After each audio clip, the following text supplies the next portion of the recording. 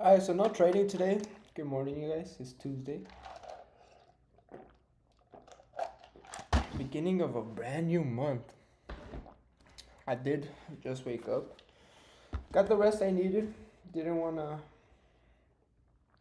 I guess, push myself too much.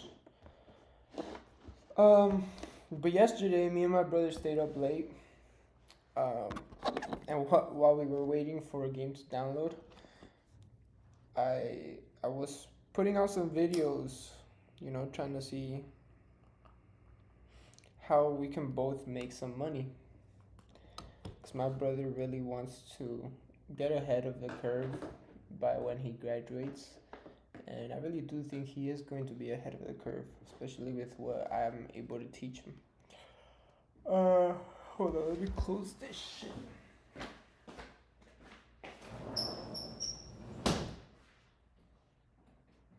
Now,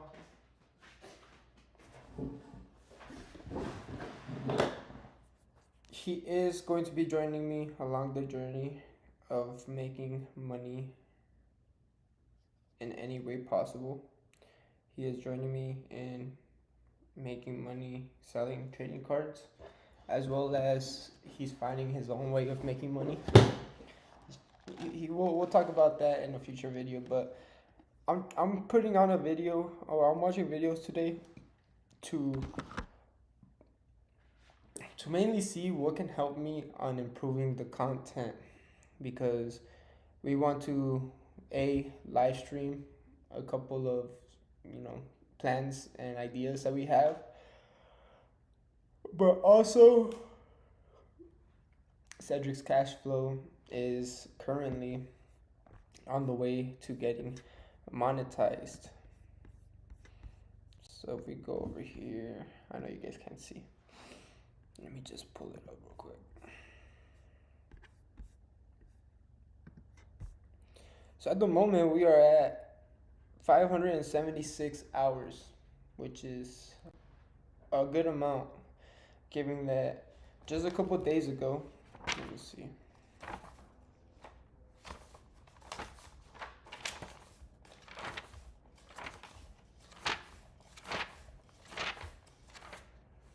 Yeah, just a couple days ago we were at 491. The day before that we were at 473. And yeah, we were at 400 hours last week basically. So in a week or so we have gained more than 100 hours, and this is from August 28th. Today is September 2nd. So 576 from August 28th. Then we go to 28th, that's this day. After that day we gain 10, 42, 50 more hours. So we're basically at 600 hours once it all gets updated. But I had to figure out how to grow this channel so when it gets monetized we're able to make as much money possible. This is what I've always wished of, making money on YouTube, making money on content. And this isn't the only channel I plan on having, for as most of you guys know. This channel is just the behind the scenes of the finance aspect of stuff. Now, I'm excited because we're barely in the beginning, bro. It's only been a month since I've quit my job. You guys are acting, a lot of people in the comment section are acting like I've been quote unquote unemployed for months now. Well, I'm still waiting for a big check to arrive, and while we wait for that big check to arrive, I want to be ready for it. I want to prepare for it. I've also been scouting around for some connections. Yesterday we were at dinner with my family, and my cousin, the one that his parents own the place that I work at, he said that he has a friend that works in the union, but that he was told prior that he would be able to get him a job to work at a non-union job. And my cousin said he wouldn't want to work in that, but he said he will see if he's able to get me a job in that, so that should be cool. It's just patience, honestly. I want everything to fall into place at the right time, right place. I'm not trying to rush anything. I have applied to a lot of jobs, just as I expected. None of them have reached out, but I've still applied. I've put in my effort, and it's not because the comment section has been telling me to. By the way, I could care less what this comment section has been saying. Same thing as the trading. I'm not trading today because I wanted to, not because people are saying. I wish I could actually. I just thought I should be patient, not spend my last bit of money on it, and rather work on reselling some more cards. So today we are going to be buying that collection from the person on OfferUp, and yeah, we'll see how that goes.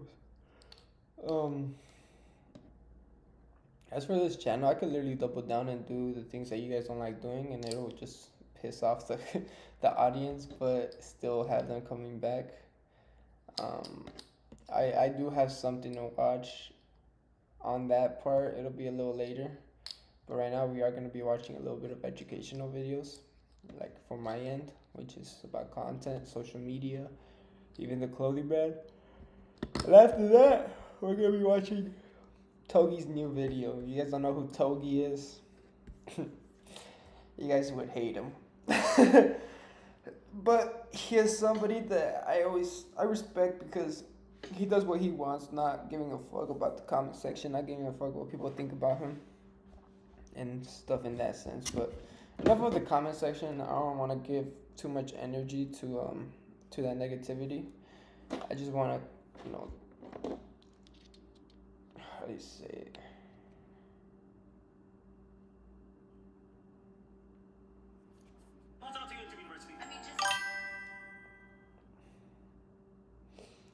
Let me see, was that YouTube?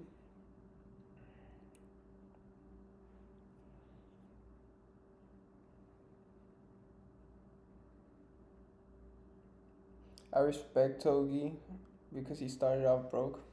That is why I respect Togi, because yeah, he did exactly, I guess, kind of what I'm doing. Like, he doubled down on himself, and that shit paid off.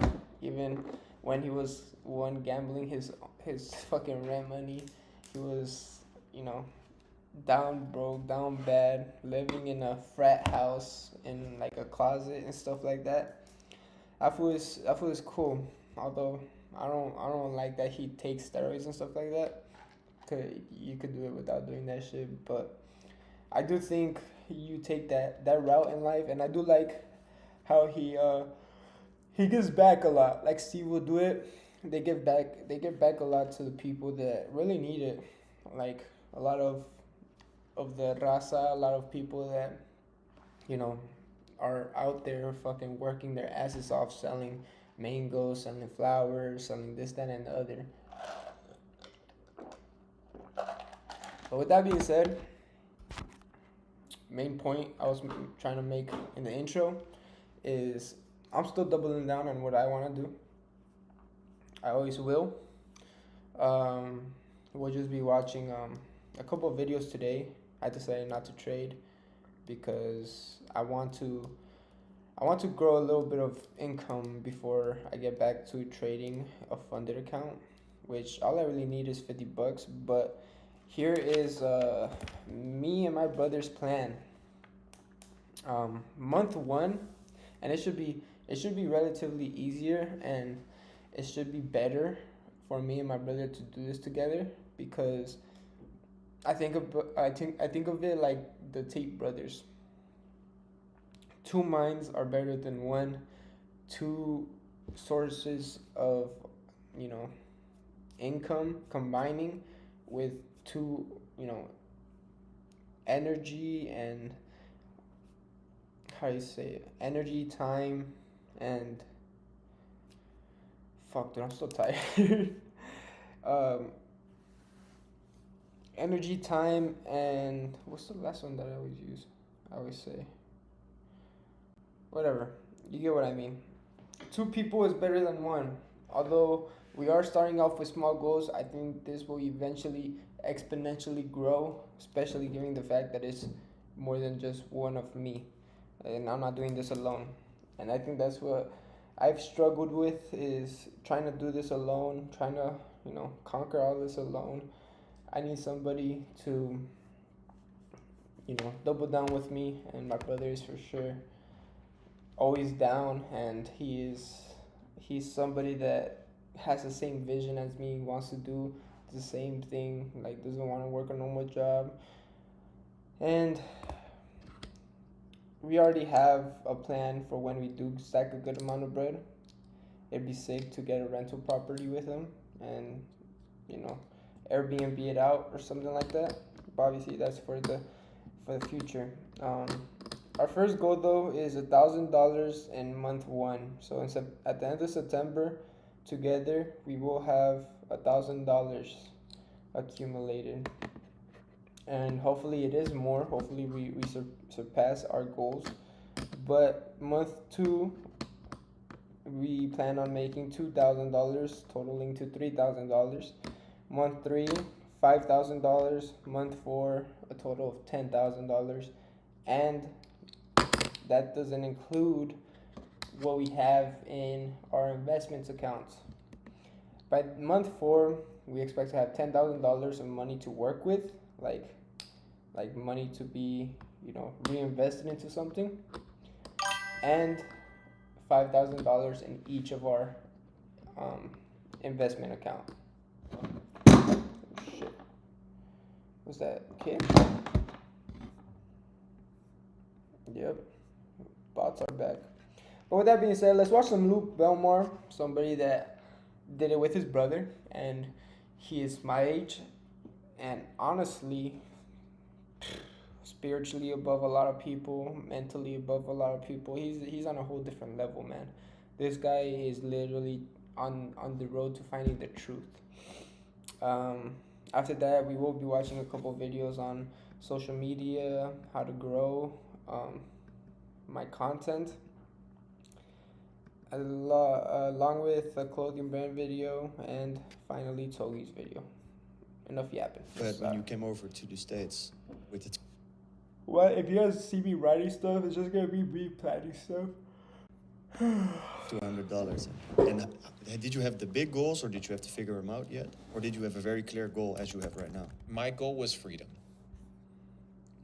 That's it. Mm-hmm. And I had freedom when I was living in my brother's apartment, spending $200 a month in rent, sleeping on his couch. I had freedom. Now, freedom needs to be earned, but it also needs to be maintained. Naval Ravikant famously said, people that live beyond their means do not experience peace. Then he says, people that live below their means will experience a level of peace that those above their means will never experience. So freedom can be experienced. You don't have to be making a ton of money. So my objective was freedom, right? And I achieved that by sleeping $200 a month on a couch to then focus what? My time, energy, and attention to making more money. But a lot of motherfuckers live beyond their means. Their time and energy and focus is what? Spent on paying their bills. They're in a relationship that's toxic, that is not supporting their endeavors and their goals. So they spend their time, energy, and attention supplying that person. Their friends, right? They're not good friends. So they spend their time, energy, and attention with people that are not ROI positive. And their daily actions and their habits, right? They spend their time, energy, and attention on those things that yield no result. I had good relationships, good friendships, good networking, good habits, and I lived below my means so that I could focus my time, energy, and attention on making money. How should one go about finding out for themselves if they're on the right path or no? Because if you say it like that, it's very easy, but I can imagine that there are people listening and thinking, I really love my girl. We fight sometimes, but then she makes me happy sometimes as well. Do I need to skip her, or do I need to stay with her? So how do you go about finding out for yourself if you're allocating your time right, if you're with the right person? How do you figure that out? You need to know your goal. You need to establish your goal. And then you need to ask yourself if what you're doing is purposeful and beneficial to the achievement of your goal. A good thing at the wrong time can become a bad thing. Damn. It's like giving a razor to a baby and expecting the baby not to cut himself. But when you give the razor to a man, the man knows how to use it. So the issue may not be the relationship, the issue may not be the girl, the issue may be your inability to establish goals, to establish boundaries, and therefore to be in an environment where you can still pursue your goals effectively. A good thing at the wrong time may be a bad thing. The relationship may not be a bad thing. It may just not be the right time. So how does one go about setting goals? Because sometimes you hear about these things like set a date, set a number, make it, conceive it, see it every day. How do you go about making goals that really give you a goal to work towards? I often talk about the symphony of success. What does success sound like to you? Not what success means to me, not what success means to your parents, to your friends, to the system. What does success sound like to you? What is your symphony of success? When you hear successful, living a successful life, what comes to mind? For a musician, it may be really good at playing an instrument. For me, it may be developing a phenomenal business. For an athlete, it may be developing a great athletic career. What is your symphony of success? It really depends on the individual. That's why there's no one spectrum of success. There isn't one number to achieve that defines success. That is my definition of success, but that is for me. Why? Because every person beautifully has been created to have their own specificity. So you have your own dreams, you have your own ambitions, you have your own symphony of success. You need to find that. And how do you find it? From deprogramming from the bullshit that everybody else has told you of what it means to be successful. I do You have need a to job. stop listening to I mean, others and start listening like to I said yourself. in the beginning of this But the live problem is stream, nobody knows how to listen I'm to trying to themselves. find a job. They're scrolling on TikTok, music on loud every day. When they're driving, fucking radio turned on. When they're home, scrolling on their phones. When they ask for opinions, they ask for opinions from other people. They ain't even asking opinions from themselves. They're going to a fucking psychologist, asking a psychologist for wisdom and advice on how to live their lives. And they're paying this motherfucker money. And all you same are is a time, it client, so couldn't might be. as well keep It this can't person be. sick as long as possible, or deranged, or in Sometimes the you loop gotta of coming and understand sitting it's on not the about the chair. money. Why? Because they're paying for the fucking mortgage. When's the last time you sat down and defined your symphony of success? What does success look like to you? To me, it's not having a ton of properties and living in a big fat box and having a ton of supercars. No, to me, it's freedom. And I found that early on. Now I just am able to experience a different level of freedom with more toys and more things, and I can bring people along that journey with me to enjoy it. That is my symphony of success. And if I was to cater or falter to what other people told me what success was, then I have gone from successful to unsuccessful. Facts. Okay, but you say freedom. When you come to America, do you say you actually experience that freedom, right? But then you already achieved your goal. And then you want to maintain it. But that's like a happy person that wants to stay happy, right? He's gonna do everything to keep his happiness, but that actually makes him more sad because you cannot always stay happy all the time. How does that go with freedom? Because sometimes you have to maybe work, like you said, like you're sleeping on the couch and you have to work, you have to do door-to-door sales, you have to do other stuff. That's not actually really freedom, right? So what was your purpose then when you came to the US? Like you experienced freedom, but what goal was next for you then? Well, you defined two different things. The first thing you mentioned was happiness. Yeah. Happiness is an emotion, so it comes and goes. So anybody that's pursuing something that's fleeting will not be able to hold on to it. Why? Because you cannot be a happy person all the time. So to pursue happiness is an unachievable goal. But to pursue freedom, freedom is a state of mind, right? Freedom is a state of being. It's not an emotion. I can still be sad and be free. I can still be happy and be free. Exactly. So if somebody that's like, well, I want to be a happy person. Well, good luck, bro. Good luck. Good luck being free, right? Good luck being happy. It's two different things. This idea of being happy is this concept that people have been sold, right? That life is about happiness. Nope. But what if life wasn't about happiness? It's not.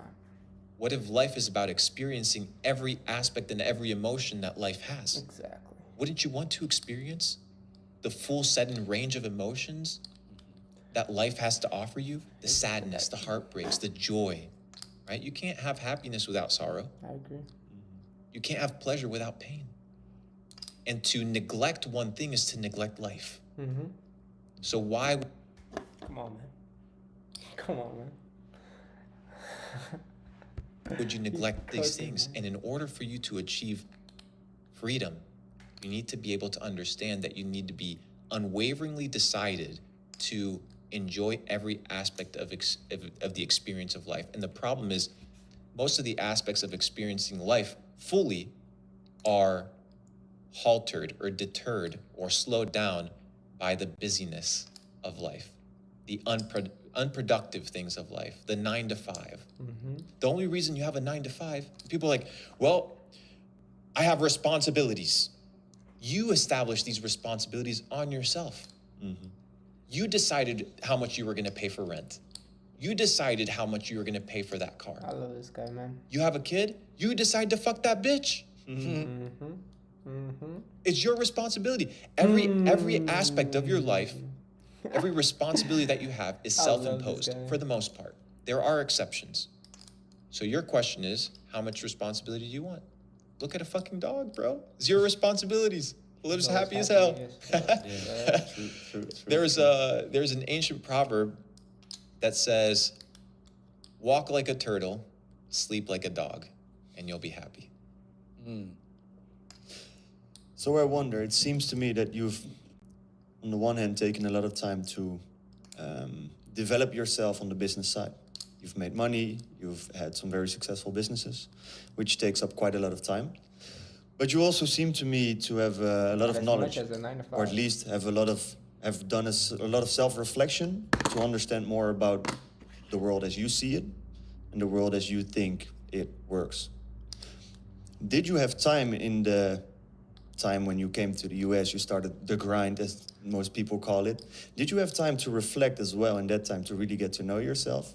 Or did this come at a later time when you had some money and took time to reflect on yourself? Because what I notice is, even though I'm an entrepreneur and I try to be free, as we all want to be, freedom is the name of the game, I end up getting into my own rat race, which is, even though I'm not working 9 to 5, the rat race I created for myself, which is working 5 to 9, flipped it around. And I end up not having time to reflect on what I really want or really want to do, and things slowly start to become business goals instead of living out of purpose. Did you always have the time to live from purpose and reflect? Or how did you position your time to be able to do that? You're wearing a nice suit today. Thank you. Your hair looks good. Thank you. Did you look in the mirror? I think I did, yeah. Reflect comes from the reflection of the mirror. Mm-hmm. You had time for the outer canvas. Damn. You have time for the inner canvas. It's all what you deem a priority, my friend. True. My God. How did you go about that when you were, for example, doing That gave me e-commerce? the chills, man. Can imagine is quite a busy job or a busy business to be Not really that engaged in. How did you position your time? Did you put in an hour every day to reflect on yourself, or was it just a conscious thing which you did whenever it came to you? There's 2 types of ways of meditating.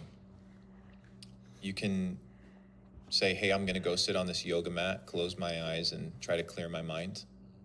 Or you can be in a state of meditation. What this means is that you're consciously aware. You're always reflecting. You talk bad to an employee, you yell at the employee. Why did I do that? Where did that come from? Oh, I lost money on a trade? Why do I feel anxious? Why did I feel like I had to place that trade? You see somebody driving in a nice car, you get a little bit jealous. Why am I jealous? Where is this feeling coming from? Damn. So you can either meditate upon things, or you can live in a state of meditation whereby you are always reflecting on who you are and what is being displayed, because the world shows you who you are if you watch and pay attention. Why? Because you are a reflection of it. So what you see in the exterior is a reflection of what's happening inside, but you can change what's inside. So this idea of not having any time, it's most likely a time allocation thing of time, this guy's energy, and attention. cooking, If man. you have time, energy, and attention to reflect on the internal, then you'll look extremely nice. Dude, I love Luke Belmar, man. Apple just literally reconfirmed that I'm doing the right thing, man. Fuck a 9 to 5. On social media, I'm gonna explain exactly how to do it. Because the truth is, if you're struggling to grow, you're probably just approaching the content game with a suboptimal strategy. Now, I've cracked every social platform I've ever been on: Instagram, TikTok, LinkedIn, even YouTube. I have 1 million followers, I've done billions of views. And the secret is that I actually went down the rabbit hole to deeply understand how each individual platform works. The psychology, the algorithms, the core fundamentals for how to grow. So in this video, I'm gonna give you the full secret sauce. These are 5 non-obvious learnings for how social media actually works. And these are the same lessons that all the big creators deeply understand and that you may not. All right, now the first uncommon learning is that social media isn't actually social anymore. It's just media. And this seems like a small wording change, but it actually shifts everything about how you approach the content game. When social platforms were originally invented, they were social first. In that old era, everything was engineered to connect you with other people and show your content specifically to people that followed you. This was OG social from 2003 to about 2020. But since 2020, everything about social media changed because of TikTok. Just like YouTube, TikTok was not built for social connection. It was built specifically for media consumption. Think about it. You don't come on YouTube to talk to other people. You just come on to watch interesting videos. TikTok was essentially the same thing. It was YouTube, but vertical. And the problem is that TikTok worked so well that it set off a chain reaction that caused every other social platform to shift in the same direction, away from social and towards media. All that social media strategy, you have to throw that out because the game is completely different now. The platforms are no longer focused on social. They're just focused on media. And here's the big difference. Social is about matching content from followers only. Media is about matching content from anyone, followers or strangers. So if you're really trying to grow with content, the $1 million question is this: what is the best strategy for growing faster, generating more views, and turning those views into dollars? So I'm gonna give you the full cheat code right here. Think about this from Instagram's point of view as a business. Instagram gets paid when a viewer watches an ad. Their algorithm's only job is to keep viewers on the platform as long as possible so more ads can play. Now, the easiest way to keep viewers on Instagram for longer is to show them videos they actually like. And it sounds stupidly obvious, but this is so critical to understand. This system of connecting random videos with viewers that actually want to watch them is called audience matching. The better the match, the happier the viewer, the longer the session, the more ads they can run, and the more revenue Instagram generates. If you help Instagram make better matches and it makes more money, it will reward you for that. And this is the whole social media game. It is not more complicated than that. Matching is all the algorithms are designed to do. But the difference in this non-social media era is that the algorithm is allowed to match you with videos from any creator, not just the ones that you follow. So for you as a creator or a business owner, if you really want to grow on social media, your only job is helping the algorithm match your stuff with the right viewer. Because then you'll be happy and it will be happy. And when it's happy, it pushes your stuff more. Okay, so how do we actually help the algorithm do this matching better? Are there tactical steps we can take? Yes, there are. In order to best match your videos with the right viewers, the algorithm only needs to understand 2 things: the topics of your videos and the profiles of those viewers that want to watch them. That's all it needs. And the beauty is you can actually train the algorithm to get these answers quicker. The first tactical step for doing this is to be militantly focused and disciplined on your topic selection. All you have to do is make consistent videos about the same topic. Precision of topic is everything. Instead of spraying and praying across a bunch of different topic areas, pick a single topic and hit that bullseye over and over and over. Okay. What is that bullseye gonna be?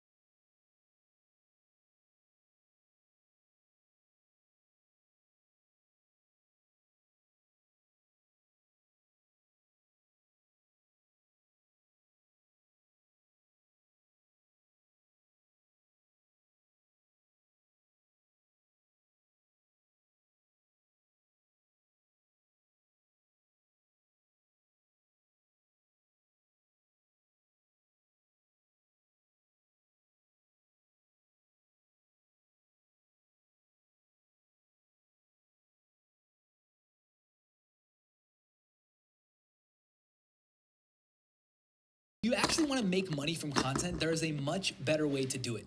Let me break it down. There are two types of virality: pure virality and on-target virality. Pure virality is virality at all costs. You intentionally pick extremely broad, extremely relatable topics to try to grow the viewer pie as much as possible. And this is where the 10 million plus view videos come from.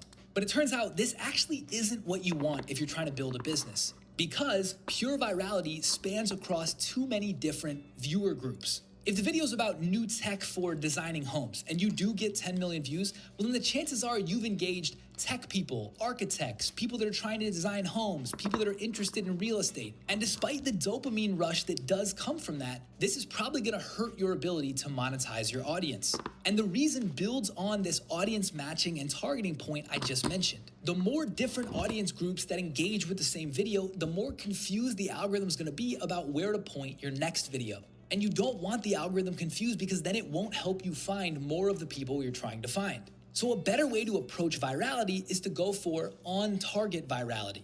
On-target virality means that a large percentage of viewers within your target profile see the video, but it doesn't spill beyond that. Imagine you had one giant pie with 8 billion people in it. Pure virality is trying to get as many of those 8 billion people to see it, no matter where they fall on the pie. On-target virality is picking a super narrow slice and then trying to fill as many people within that slice, but not beyond it. Now, the reason on-target virality is a better strategy is that it lets you be more nuanced with your topic selection.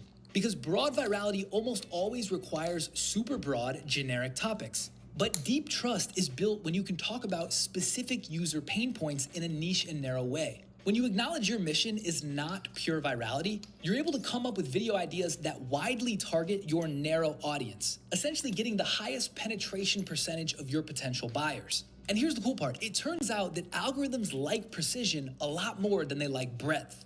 It would rather you be a fan favorite in the web design niche than appeal somewhat to all creatives. And this is because cult favorites are super strong audience matches. When you're able to execute a narrow topic with constant precision, it will push you more into that niche and you'll become category viral. This is why you see so many small creatives with only a couple 100,000 followers and cult fandom grow 7-figure businesses, but these huge, massive 7 million follower influencers can't even pay their rent. The riches are in the niches, and the niches are best activated with on-target virality. Now, I want to be clear. I definitely do want virality. I just want it aimed at my category. So the tactical suggestion here for gut checking your ideas and your content strategy is to constantly be asking yourself this question: is my core audience avatar going to find this idea interesting, useful, valuable, or entertaining? If not, don't even make the video, because even if you get a broadly viral hit, it's probably just hurting your potential chances to monetize. By the way, if you want help improving your videos so they do drive more of this on-target virality, the best way to do this is to improve your storytelling and script writing and aim it at the right audience. To make this easier, I actually built an AI tool called Sandcastles that just does this for you. It takes everything I know about formulas and formats in content and compresses it so it just does it automatically. We have people using it right now that are writing 30 scripts per day, and they're actually converting at a high level. So if you want to try it for free, we have a free trial for everyone, sandcastles.ai. Check it out in the description. The third uncommon learning that I've realized about social media is that you don't need to be playing on every platform at the same time.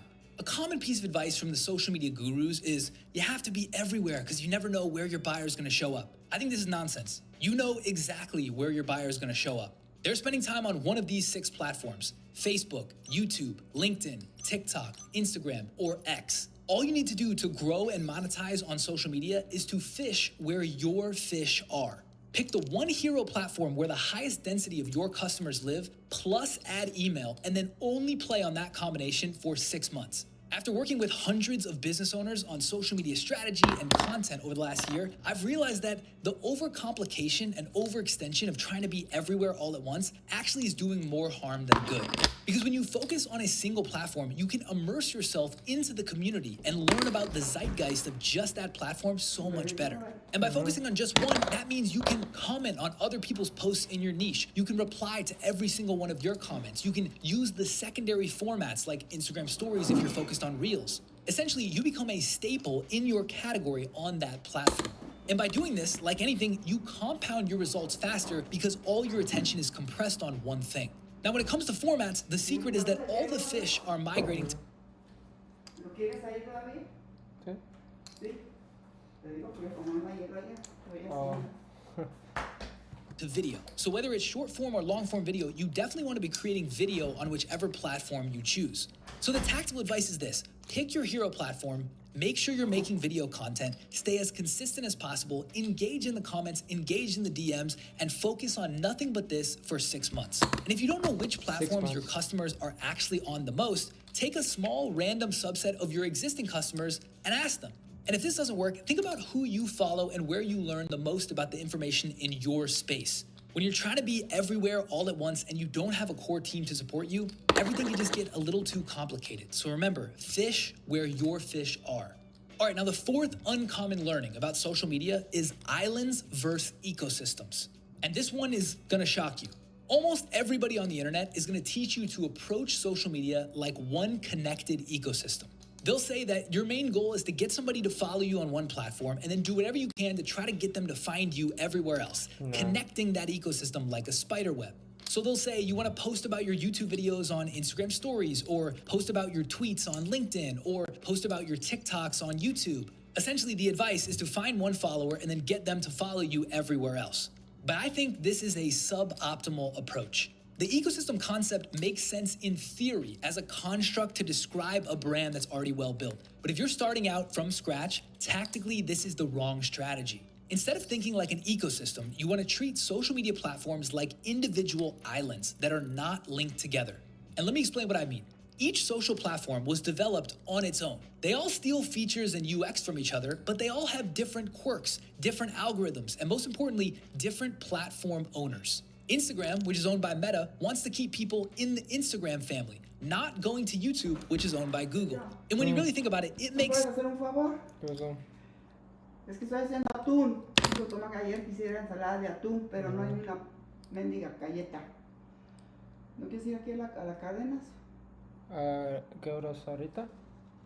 Pues que como voy a llegar a trabajar ahí, pero más al ratito si quieres. Okay.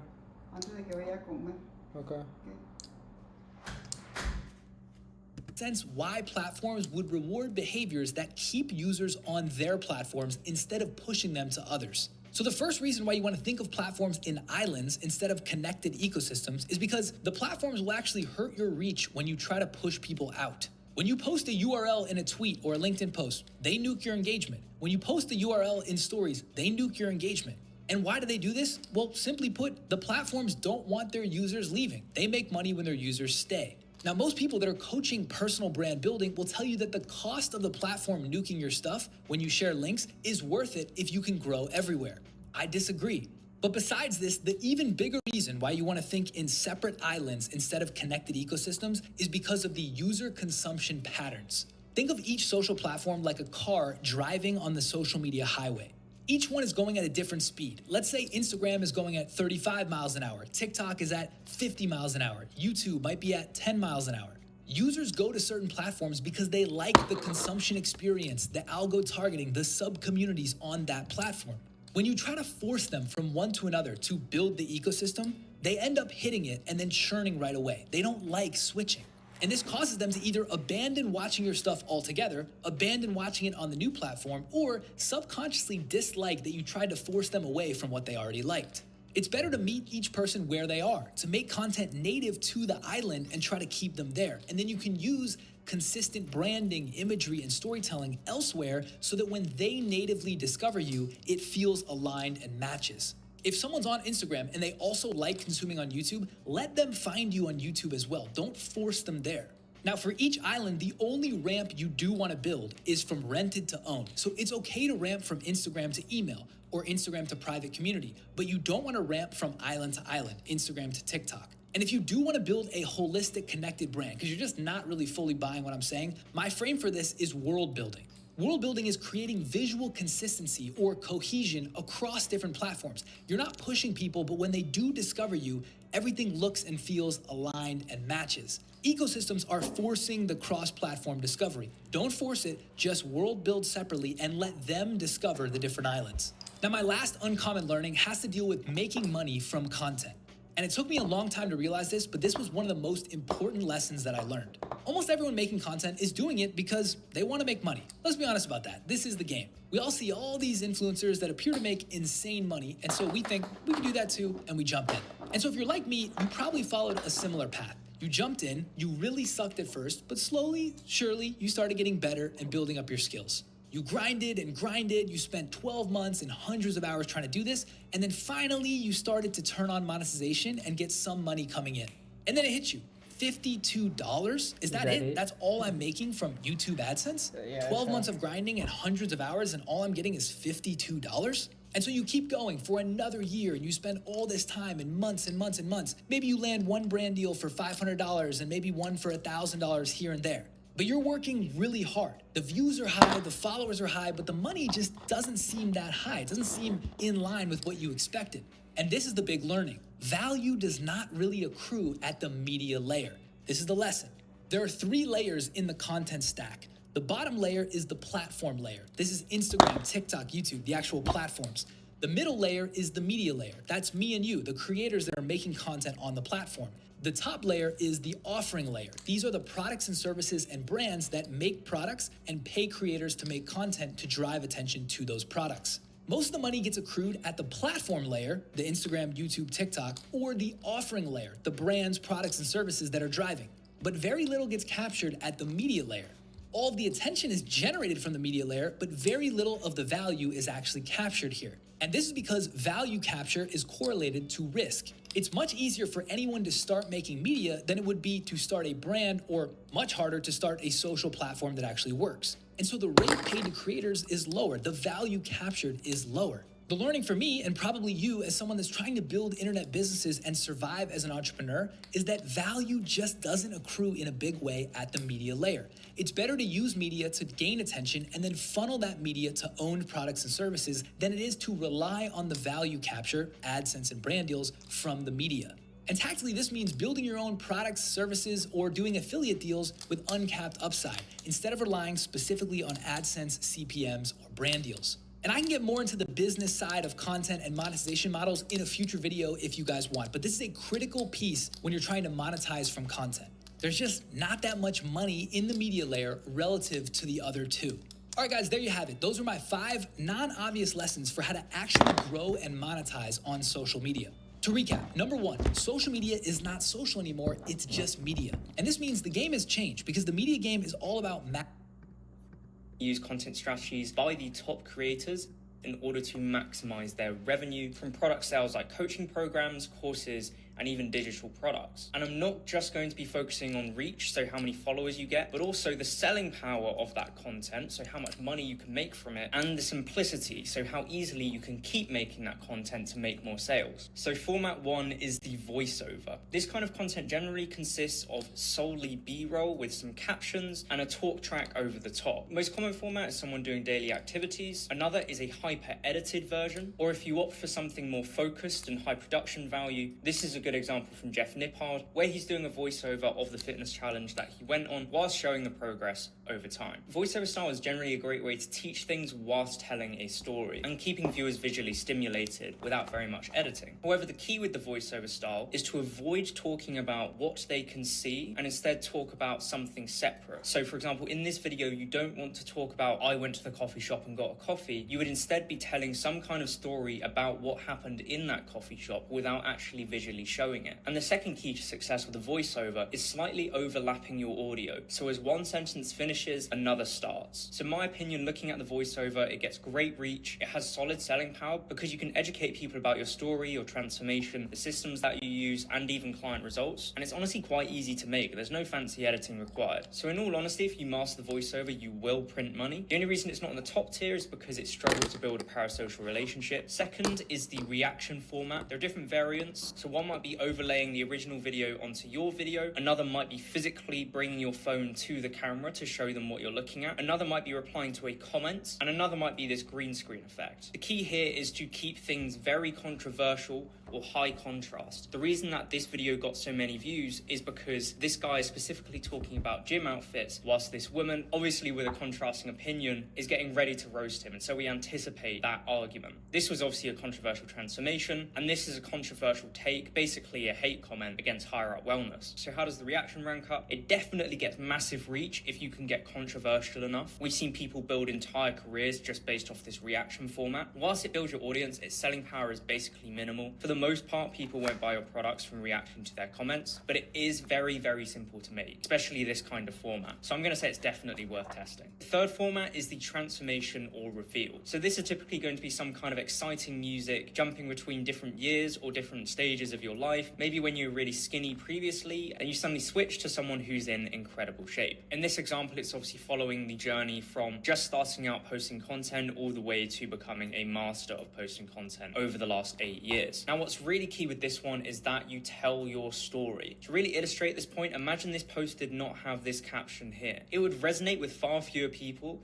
because it doesn't imply some kind of difficulty, some kind of struggle, and some kind of leveling up. The story would be a lot weaker and less relatable, and therefore this video would not have succeeded. So the transformation video is honestly a difficult one because it can get you great reach, believe it or not, get you extremely strong selling power provided that you do it right and your transformation is something that other people want, in which case it becomes an extremely strong sales asset, and it can be really simple to make because all you need to do is chop a bunch of clips together. So in all honesty, if you get the transformation right, you might as well just buy your Lambo right now because that can do wonders for your sales. Fourth is the trending audio plus the caption. So this could be tweet style, this could be landscape video with black and white caption, this can be a more raw feeling video with a TikTok style caption on it, and similar here. The key is leveraging either storytelling, humor, or emotion. So your caption is normally going to carry the rest of the video. Most of these videos alone aren't interesting enough until you add the caption, which effectively tells a story or paints a certain scenario that makes it either funny, interesting, emotional, or provocative. So with this kind of format, it gets incredible reach. The selling power is relatively poor, but they're extremely easy to make. So I'm going to rank them as proven to print. Fifth, we have the carousel. So the carousel is a very interesting one because a lot of people don't ever make them. So typically the format would be your hook on the first slide, then essentially giving value and explaining that hook through storytelling, and then a payoff at the very end. The key to making a carousel work is having an easily digestible and well-formatted hook with an arrow to incentivize the scroll, plus delaying the payoff until later slides or even the last slide, and using extremely high contrast so that the specific words on the slide actually stick out. Now, some people are able to crack the algorithm if they already have followers, but for most people, the carousels will be shown to their followers rather than their non-followers, which doesn't really help you grow your brand. The selling power can be extremely strong, especially if you know how to write well. However, simplicity is actually one of the biggest problems. It may seem easy because you're not recording, but generally all of the winning carousels have a lot of effort put into design and the writing. I would say that it's something worth trying, but if my pure goal was to grow my business, I probably wouldn't be prioritizing carousels unless I had a large following already. So style 6 is the screen share. Now this is something that has become really popular recently, especially with the more business guru style people. You can see Nick setting here. The general format is having your face on the top and having some kind of crazy Miro diagram on the bottom, or in TJR's case, you can see his trades. Now, the key with this style of content is having an elaborate diagram, sometimes a stupid diagram, that looks complicated and interesting enough for someone to continue watching. And on top, the hook is really going to carry this content. Unless you're very entertaining, you will struggle to chop up your long form and turn it into this short form. What I recommend instead is to actually script out some kind of hook so that you can immediately grab someone's attention. And of course, that hook has to supplement the diagram that you're showing. Generally, for this diagram style content, the reach is okay. The selling power can be extremely high, especially if you're showing something very valuable like a full AI automation, but they're not as simple to make. It could take you 30 minutes to an hour to create a good diagram, and then you actually have to set up the recording and then edit it in post. But because the diagrams can be so powerful at actually selling someone on your system, I recommend testing it depending on your niche. Seventh, we have long form highlight videos. So this This is basically clipping your most viral moments. Typically in regards to business, they're generally very powerful or emotional moments. But what really makes these long form highlight videos work is having an emotional hook and keeping that raw feeling. The whole reason that people like watching these is that they feel less edited. They feel more organic, they feel more real, and they feel like they're having a conversation with you. So for this style of long form highlight content, the reach can be absolutely huge. However, the selling power is generally very minimal because the whole reason that these go viral is because they're not salesy at all. And the simplicity is very high because it is oftentimes just repurposed and clipped up long form content. So I would say that this is also something very much worth testing. Number 8 is the multitasking format. So this is something like getting ready in the morning or for when you're going out, simple as driving in your car or cooking. What this does is provide people with just enough visual stimulation to keep their attention whilst you're delivering a lesson or a story. The key with this is having frequent cuts and taking slightly different physical actions. So Layla will be doing her hair in one clip, but then immediately in the next clip, it will cut to her putting her jewelry on, and then in the clip after, it'll be her doing her makeup. And what's almost essential for all of these clips is a visual text hook. So for the multitasking format, the reach is generally decent, sometimes very good, depending on the hook. The selling power is generally not that great, but they are very, very simple to make. If you can do this right, it will definitely build your brand, but I don't think it will get you many sales. But considering it's so simple, I'm saying that it's worth testing. So number 9 is spectator content. This is when the viewer feels like they're spectating or listening in. They're basically a fly on the wall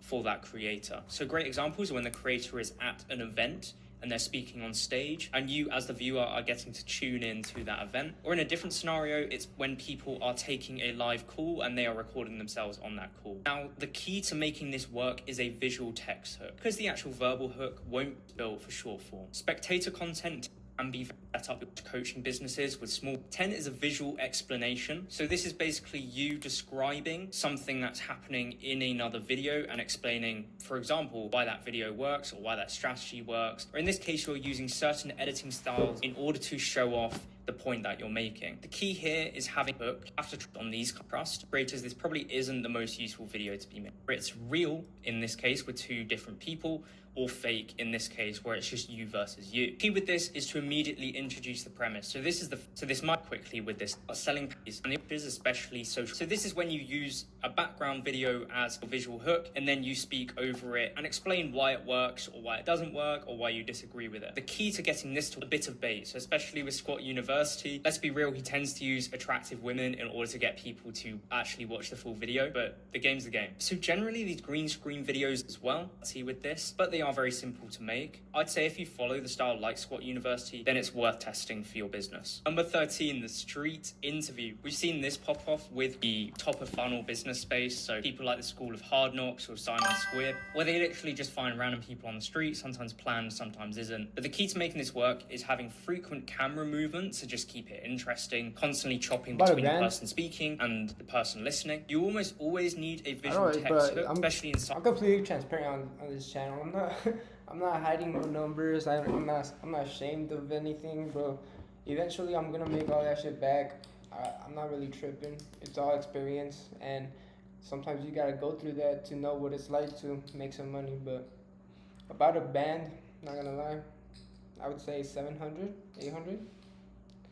Simon's case, unless like in the School of Hard Knocks videos, you have some crazy Lambo immediately on the screen. It's also important to keep this very rapid fire, so you'll notice the style of conversations that these people have are generally quite disjointed, and they're constantly being cut up to turn a 5-10 minute conversation into 30 seconds. So in my honest opinion, unless you're trying to build something like Help Bank or you're like a confidence coach or a dating coach, and these kinds of like street interactions don't really do anything at all in terms of selling power. They aren't that easy to make because you've got to chop up a lot of disjointed conversations to make them interesting, but they can get good reach. But I generally think for most businesses, these are just a waste of time. So for number 14, podcast style. Something to be really aware of with podcasts is that the podcast will need is generally OG, talking head. Talking head, if you don't know, is literally when you just talk to the camera in some way. So you might know verbal on the if you're doing something head story, they tell them about what you do. Talking to one of the most powerful content angle / setting change. So we've seen this most recently with Ash Banks. Using a voiceover, you need a very high shot quality and you need very frequent visual changes in order to keep attention on whatever's going on. Like Ashton did, you also probably need to do something a bit ridiculous and a bit weird. This content can get great views like Ashton's, but a lot of the time I also see it get pretty poor reach because it comes across as over-edited, it comes across as too professional, and people generally on short-form platforms want to consume content that feels more personal and connects with them. In terms of selling power, it's generally performing very poorly because this kind of hyper-edited viral style content really only attracts low-quality audience. And in terms of simplicity, it's a lot of effort to set up some of these videos. So unless you can crack the viral algorithm like Ashton did, I think these are generally a waste of time for most serious business owners. So that's the final list. Obviously, this is just my opinion. You can disagree with me in the comments. If you found this helpful, please subscribe and I'll see you in the next one.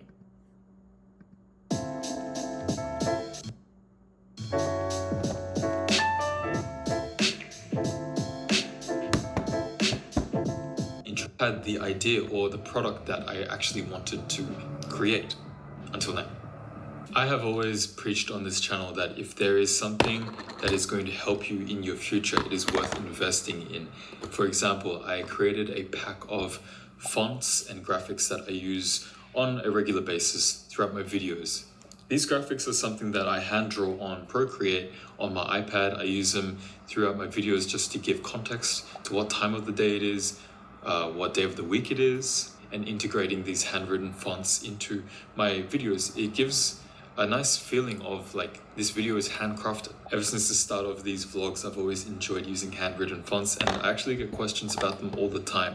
Now, you may have noticed in the last couple of videos, things have changed on the channel. My subtitles, the stuff on the bottom here, it has changed into a new font. This is something that I have been working on over the last couple of weeks, and it is my creation.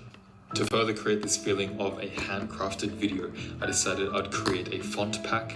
This is a process where essentially you handwrite or you create your own font. Essentially everything on the keyboard, and I've gone through a few iterations of the font, and I've got a regular font, I've got a bold font, and an outline version of the font as well.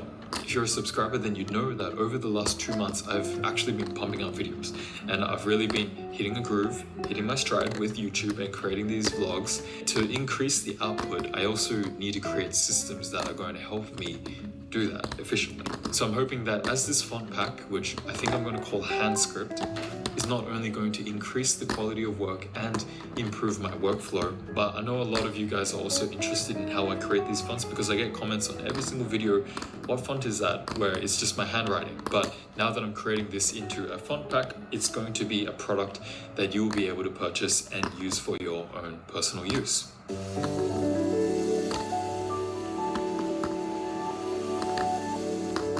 I think the font is pretty much where I want it to be, but now I'm just working on the package design of the product. Scrolling online and looking through Pinterest and internet inspiration sources, I think, is an endless resource of material. However, looking at physical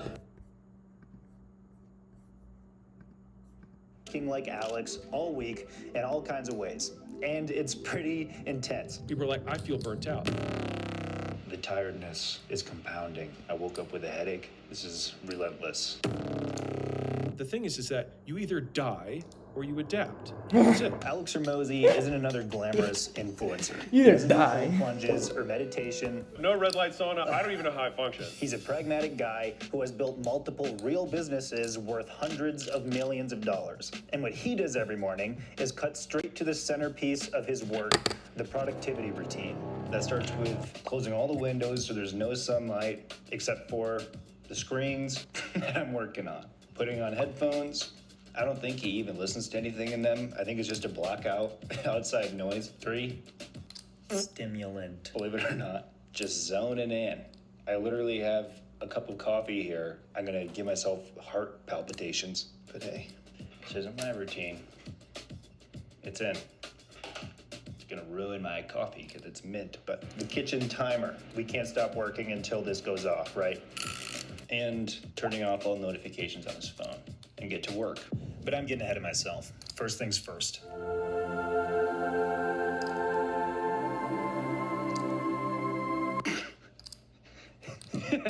You might be wondering why I'm holding Chipotle in my hands. Alex Hormozi ate Chipotle 500 times in 1 year. I don't buy groceries. I don't prep food. I don't do any of that. That amount of time that saves me, I was like, I can do sales all day. One sale is $500, and that takes 30 minutes. I'm happy to just do that. So his time is pretty valuable.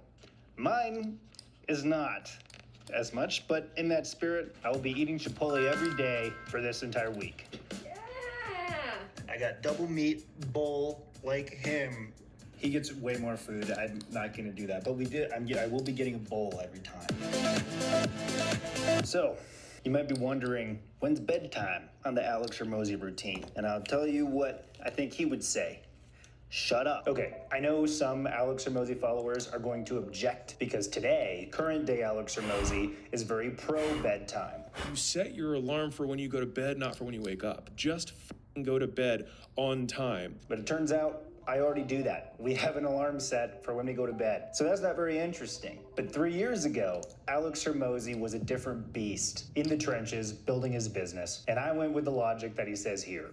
I am a 1 cup of coffee in the morning type of guy. No cold showers, bro? Yeah, no red light sauna. I don't even know how I function. That to me feels like a handicap. That's where I'd never want to be, which is why I'm a big fan of like there are no rules. I don't have a strict bedtime. I go to bed when I'm tired. So, we will be going to bed whenever we feel like it. Whenever we feel tired for this whole week. Do you want to see my dungeon? Ta-da. This is terrible. I need it.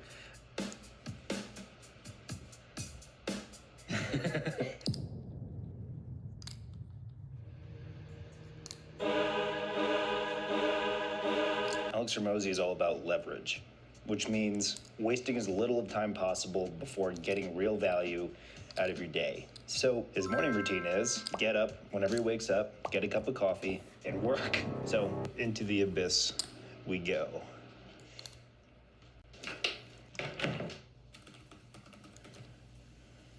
This is kind of crazy. So yes, there's not much of a morning routine. That's because we're already at work and it's time for our productivity routine. That starts with closing all the windows so there's no sunlight, putting on headphones, stimulant, believe it or not, a cup of coffee here, and turning off all notifications on his phone, and get to work. This is really probably the most important part of the Alex Hormozi routine, is just doing the actual work. So, here we go. Dude, I'm buzzing. My, hands are, tinkling. All right, it gets so hot in here. We don't have AC. I usually have the windows open, so putting a box fan in here. Things took a turn when I got added to an unexpected meeting. I got my work cut out for me. We've got an urgent thing to do. And before I knew it, it was all ready. All right, hey, it has been kind of nuts today. One of the most stressful days of my work ever. This method is like a hyperbolic time chamber. It's like you don't even realize you're working almost, right? It's 2:19 p.m. right now. I started at 8, so I haven't even eaten my Chipotle yet. I have been beat down today. Feeling a little stressed. I've been zoned in so much that I have barely taken care of myself.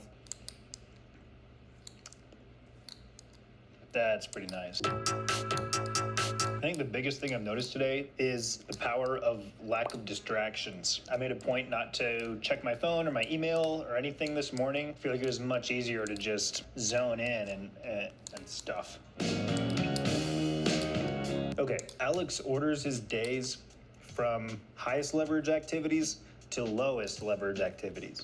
So we can think of leverage in terms of input, pushing down, and output, what comes out. If we have low leverage, we can put in a lot of input and it only goes up a little bit. If we have really high leverage, we can put in just a little bit of work and we have huge results, right? How much do you get out of the work you do?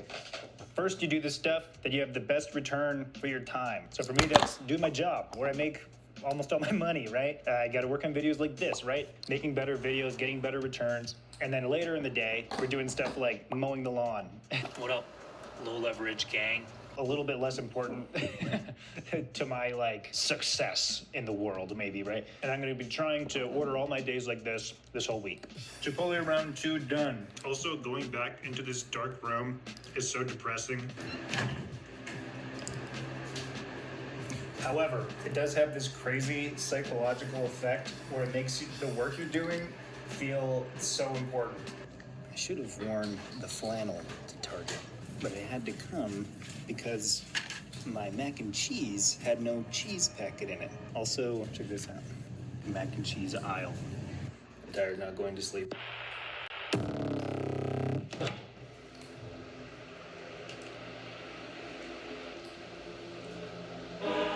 Another day, another productivity thing. Got the headphones, got the coffee, got the secret sauce. Do not disturb. And to be honest, I've been kind of looking forward to doing this again since last night. It feels kind of insane. I usually wait like an hour before I drink coffee in the morning, so I don't wake up wanting it even at all. But waking up and just getting it right away, popping in one of these, made me feel like it's go time. Let's do it. Oh, and I almost forgot. Today, we're introducing a new element of the productivity routine, the kitchen timer. This goes up to an hour. Ideally, it could go longer, but we can't stop working until this goes off, right? So let's set this to an hour. Also, this one is really loud. Makes me feel like something bad is about to happen. By the way, it doesn't feel healthy. Just like the whole stimulants combo, it feels like insane mode. And yesterday I kind of crashed a little bit later in the day, right? I smell bad. I got the fan blowing the air out whenever I open the doors. But I'm not just wearing this for fun, just to look like Alex. This is actually also a part of his routine. He calls it his Darwin outfit. I'm adaptable. I can do whatever I want. I want to go to the gym. I'm like, I'm ready. They're like, oh, I gotta go change. I'm like, it sucks. We get wet. You go to a nice restaurant. You're Darwinian. I would win. He wears a tank top and shorts and a flannel every day. It's just one less decision for him to make, I guess, right? He figured out it works for him 95% of the time, so he just wears the same thing every day. I would win. For me, the armpits out all the time is just a little bit of a dangerous game. I'm gonna shower now, though. But yeah, this is actually making me realize how much I check all this little stuff, doing little status updates. Oh, did I get any emails? How's this performing? If anything's happening to me. Versus if I just ignore that and just do the work I know I need to do. One, it actually feels easier to get the work I need to do done. I'm limiting the variables that are kind of coming in. I'm gonna have to try that. Alright, let's just watch Victor Royale, because I'm done. What is good, YouTube? I don't even know how to do a YouTube. I don't know what's wrong with me, dude. I don't know how to do a YouTube intro no more. What up, yo? So the last video, I gave away all my money so that I'd be hungry again and like work harder. On your new car, dog. Thank you for coming out. Congratulations. Congratulations. 50 racks each. You guys deserve it. You deserve it so much more than me, trust me. Excuse me, sir? Yeah. What's your name? Zebulon. Zebulon? Yeah. You just look mad, chill, looks like you're having a good time. I wanted to give you a gift. All right. I got $10,000 for you. No way. Yeah, $10,000, dog. Let's go. No way. I'm gonna be able to do some line check. I got something for you. I just got a new car, but I decided I don't really need it. So I bought this for you, right here. It's your car. Yeah, it's all yours. I bought it for you. You sure? Yeah, bro. Yeah, you cleaned my shoes so fucking good that, check it out. Come on, it's a badass car, bro. Oh my God, thank you, man. You know, 2008, I lost all my money, you know, and I haven't get a new car since then, you know. Let's go. And now you got a badass BMW. I made that decision so long ago, it doesn't even make sense coming out of my mouth anymore. I remember coming up with that, and I was like, this is the best idea ever. So either way, if I get rid of all my money, acquire $100,000 of debt, I'll be forced to succeed. There's no other way. I'll be hungry again, and that's what I need. That's what I've been feeding for. I mean, that's fucking stupid. I'm in fucking shambles. And let me tell you, dude, since then, I have not been conquering life. I mean, last week I went on a bender to Vegas Magoo and was just ripped on Goobermeister the whole time, smashing lizards left and right. I'm not. Not proud of it. That's definitely not what I need to be doing to become rich and successful. I mean, bro, oh my God, dude. Last night, I went to a steakhouse with all my friends, and I went to pay for the bill. My card declined. That's not happened to me in ages, bro. That was humiliating. To be fair, it wouldn't have declined had I not spent $13,000 on concerts. That was, I mean, that's just irresponsible, especially when you're out of money. Like, those are activities I used to be able to do when I was loaded, and it's like, no problem, dude. 17 racks on yurt. Yurt. Context about my finances. I am blessed to record my life and have such a chill audience that allows me to get paid monthly through sponsorships on YouTube and Kick. The money I gave away last video, 100% of my savings. Luckily, I still get paid every month. However, my tax bill for 2024 is around 200,000 still owed, and 2025 is estimated to be over 3 million. Holy shit. And my CPA has the audacity to tell me that my other and minimizes even business meetings in the club with the ladies of the night is a business expense. I'm not as rich as I seem, maybe even broker than when I started, so to avoid jail, I stay poor, motivated, reliable income just from views. The other 50% sponsorship is going to charity. In order to hold myself accountable, I have a homie that receives all of this. I've got to lock in, because I can't live like this. I just woke up. 7 p.m., dude. That's not very locked in Larry of me, bro. I'm seriously starting to regret giving away all my money. Like, I thought that my life was gonna be awesome after I did that. And I think I'm just kind of depressed now. To be honest with you guys, I'm scared. I got rich once and I thought it would be really easy to do it again. But at that time, I had a ton of money in my bank account, and I was just talking from fucking high ground. It's like when you're in creative mode in Fortnite and you got the high ground, and you're talking shit to your homeboy just because you're spraying down on him with your Scar with unlimited ammo. But then the playing field gets even, and you're down there, and it's like, whoa, this is pretty scary. Now I'm gonna get dogged. It feels like life is dogging me. Raw dogging me. I don't know why I feel like such a loser lately, bro. It's because my bank account's empty. I walk around like I'm the man, and now that I got no money, I feel like a loser, bro. I need a shift. I'm in a negative feedback loop. That's what they call that. So when you have negative thoughts, they feed on each other, and then the cork gets unscrewed, drains you out the ass. That's what they call a negative feedback loop. Slowly unscrews, drained out the ass. I'm headed towards draining out. So what does that mean? When you find yourself lost and you find yourself in a negative feedback loop, you need a significant event to tighten that back up, because it's unscrewing. You need a that's what I need. And then once you're in the positive feedback loop, you're going whing, whing, whing, whing. The only way something can go wrong if you get hit with a whing. And I was in a positive feedback loop, and I self-sabotaged and gave myself a whing, because now I gave away all my money. I'm not happier now that I gave away all my money. Again, I'm depressed, and that was a whing, so now the cork has shifted directions. I was stupid, so I need something significant that is going to help me manifest my ideas as a winner. I cannot be stopped. Anything that I want, I'm going to get. Everything that I want to do, I can accomplish. I do not lose. First place all the time. Everything I do, I win. I win. And I've been thinking about this for at least 45 minutes now. So we want like a big banner, like that is like absolutely. Alright, this is the stupidest tattoo anybody has ever done. I'm sorry, Toby, what the fuck? Eating that damn breakfast you haven't eaten in 9 days, all that's been in your stomach is gut.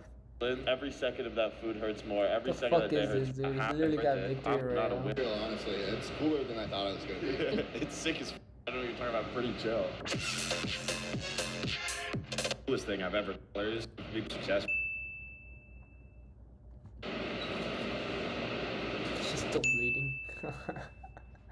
It's not. It's not. Max wins actually, matter of fact, 700,000. Oh! Oh my god! Oh my god! We did it, Toby. $1 million! I won about $800,000 last week. Thus far, the ROI on giving away my net worth, farming karma, and getting a Fortnite tattoo is sky high. I posted the fucking tattoo on Instagram. Everyone's talking. Yeah, well, where's your 800,000 bucks? Manifesting victory royales, and I got one. So, get nerds. put that money into some debt of my mortgage, the tax fund, and the rest aside for max wins for the kids and giveaways. I kept none of it personally. I'd be cheating myself if I kept that money. Gambling is sick, but back when I wasn't sponsored and sweating my rent money, it was a lot more fun. Props to that.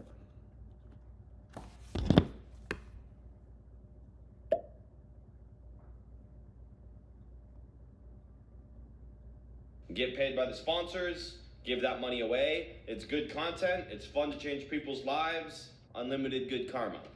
So I see only perks to this method, which brings up a good point. A lot of people have been asking me, Togi, why have you not been posting gambling in your YouTube videos? And honestly, I'm kind of sick of the gambling. I love gambling, don't get me wrong. But one of my sponsors happens to be an online casino. They give me money to gamble, which is cool on paper, but it kind of takes the fun out of gambling. I used to, like gamble to pay for rent. I don't know, it's like not as devastating when you lose, and it's still exciting when you win. It's just not the same. I'm sure you get what I'm saying. In the spirit of, farming good karma and making gambling fun again, I gotta give myself a reason to gamble for. So boom, I am starting my first charity. All right, check this out. New scheme alert. I'm starting my first charity. Yeah, this was made by ChatGPT. I don't have a team. I couldn't figure out how to add color.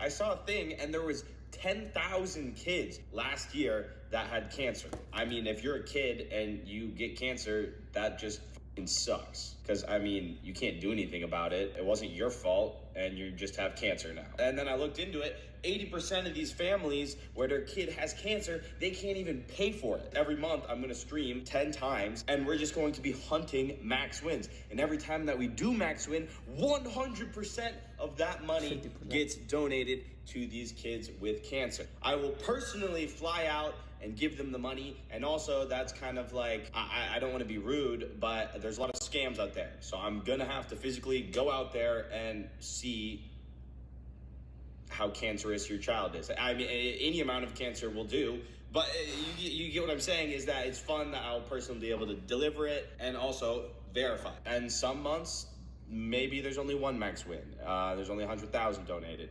Some months, maybe one, it doesn't want to cooperate. Unfortunately, the charity wasn't very charitable. And some months, maybe we win 1 million and we change 1 billion lives. So I'm really excited to start this Max Wins for Cancer, dude. And if you want to watch it happen live, every Max Win will be streamed on my Kick, Togi Yard. I filmed that clip a little bit ago. I just didn't want to re-explain the whole thing. But I'm really excited about it because now, dude, it's the dumbest thing ever. Who even wants to watch a millionaire that gets paid by the casino? Who wants to watch them max win and get more rich? Yeah, more like that's the stupidest thing I've ever heard. So now I have a reason to gamble for the kids. And I feel like I'm more invested in it because instead of, if I hit a max win, it used to be hit a max win and I get to buy a new chain. Now it's like hit a max win and somebody's life is literally saved. If anything, that brings the sweat back to gambling because it sounds now it's for, saving lives and shit. And if we don't max win, then lives aren't saved, which is kind of stressful if you think about it. But if you guys want to watch the clips, follow the Instagram of the charity. We're gonna run the clip of the max win, and then we'll post the clip of, say it pays for 5 people's medical treatment. All 5 of those people, the clip of them getting the money, along with the clip of the gambling. I think it's a really good idea, and I'm really excited about it. Really excited about it. Give me a couple of weeks to set up. I need a lawyer to make it legal later. I have no idea how I'm gonna get rich. Kind of coming to that realization, which sucks for sure. This is what I always tell people, and this is a good practice in my own life. When I feel lost and I want to make money and I don't know how to make money, if you don't know what's next for you, take steroids and get super jacked. So that's the plan. For 14 days, I'm just gonna take a ton of testosterone, a ton of lunch bar, and I'm gonna get really jacked in the next 14 days. And then at the end of that 14 days, I'll probably have inspiration on how to get super rich. But you gotta start by getting jacked. Here's the day 1 starting point. I've been super out of the gym, and that's why I think I feel unmotivated. This is also pretty good lighting to show the starting point.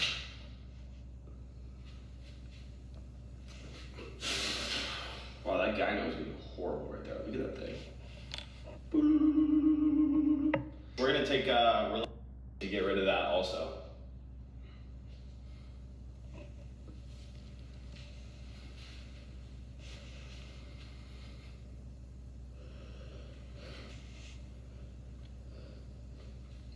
And that's good lighting, so I don't want to hear nothing about the final transformation and the lighting maxing, because we're lighting maxing. 14 days, crazy 14-day getting jacked transformation challenge. It is currently August 5th. So this is the first time we hit legs in probably, since I broke my foot. I'm gonna start breaking. And this is not my crib. Come on. Please! Yeah!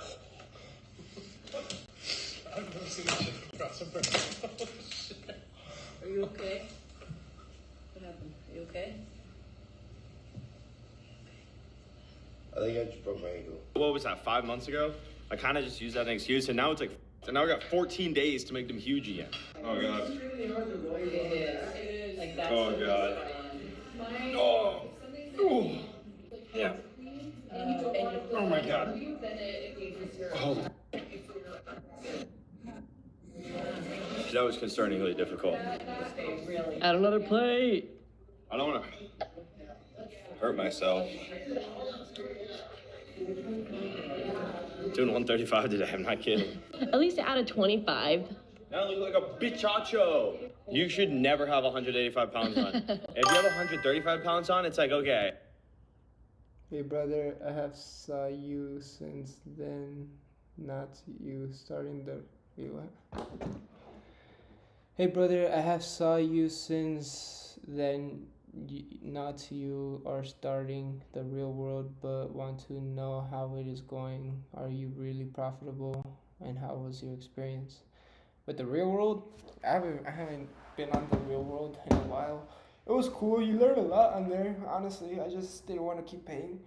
But I haven't been profitable on trading. Eventually will be though. Maybe I'm hurt. You know, maybe I'm injured to everyone. They're like, yeah, he's probably just injured. You got 185 struggling, then he's like a and a half. And that's a good lesson. Dude. Nice to meet you. Yeah. Yeah. It's nice to meet you. Thank you. Have a nice workout.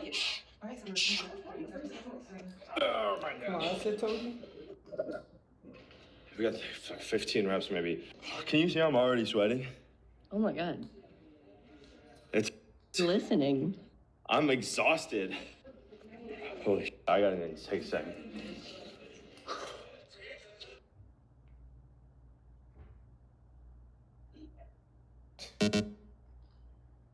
Morning, 60 minutes of cardio, legs, arms. Afternoon. ¿Tienes la cama del minuto? Sí. Wait. It is the afternoon. What am I talking about right now?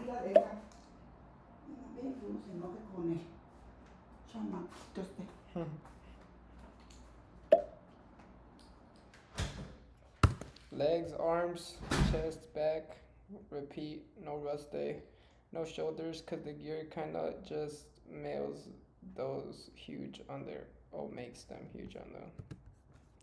Get off that gear, Togi.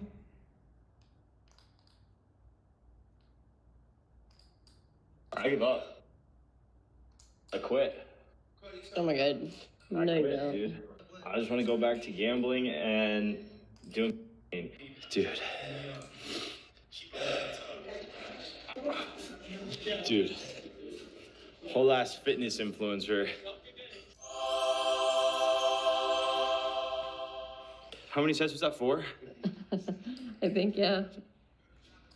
I can't stop moving or they're gonna tighten up. I mean, look at me. You should have warmed up. Oh, this used to be the warm up. Now this is the PR. This is humiliating. I might just do an upper body transformation. Oh my God. Dude.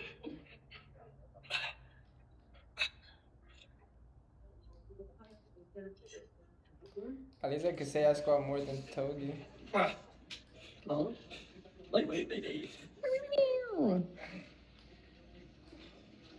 my God. By the end of these 2 weeks, I'll be able to do my goal, squat 315 for 4.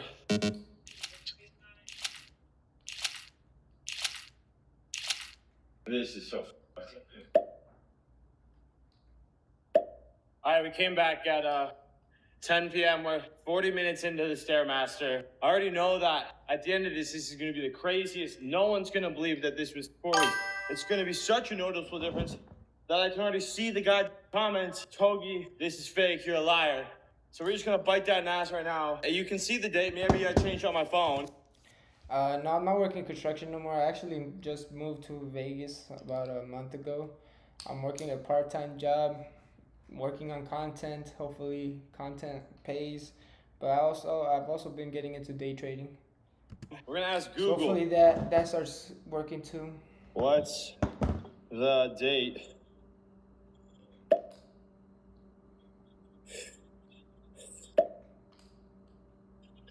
August 5th, 2025. I don't think you can fake that.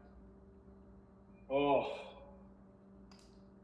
That was a Stairmaster PR. I've never gone 50 minutes before. We're doing it every single day for the next 14 days. I would like to think it's going to get easier, hopefully soon, because I don't know if you guys have ever done like a maybe potentially 4 month long bender, no working out, no cardio, and then you just go on foot. There was points in that when I thought I was going to be dead, that my heart was going to pop. But then Goggins said, if you die, then that sucks, and you're a total bitch. And look at me, I didn't die. For dinner. Guess what we're eating every day? 12 ounces of chicken, 12 ounces of shrimp. What up? It is Future Togi here. I had to intervene. As I'm editing this, watching me talk about macros and food, it's so boring. And let's be honest, nobody cares about what the diet is. You know, all these jack dudes online talk about like, oh, you gotta like eat a certain way and buy my course because then you gotta work out a certain way. Dude, that we all know that Rip the Gearmeister is doing literally 90% of the work, dude. So I mean, realistically, let's just skip to that. Okay, I'll make it simple. For the sake of diet and like maximizing things, this was my diet right here. These were my goal macros for the day. You type into ChatGPT, will you make me a day of eating with these macros? And I like this kind of foods. And it will make you a whole meal plan every day with any kind of food that you like that fits in with your macro plan. Since this is a low carb diet, you would get depleted. And when you're out of carbs, and I guess we'll get nerdy real quick with it, carbs are the fast energy. You eat carbs, that's your energy. Fat is like the slow energy, that's stored energy. So if you run out of carbs, then your body has to burn the like storage, the fat, and that's how you get lean. But then eventually you start feeling like shit, and then you can't work out because you don't have enough energy, because you don't have enough carbs. So what I did was depleted my carbs with this plan, and then every 4 days or so, I would eat a big meal of carbs to fuel myself up. So anyways, I feel like that's all we need to talk about. Unfortunately, regarding the entire stack I was taking, you know, the super subs, YouTube updated their terms of services. So now I can't name them whatsoever. So I'm just gonna post the full list of the protocol on my Twitter. It'll be my pinned tweet, and also post it on Instagram.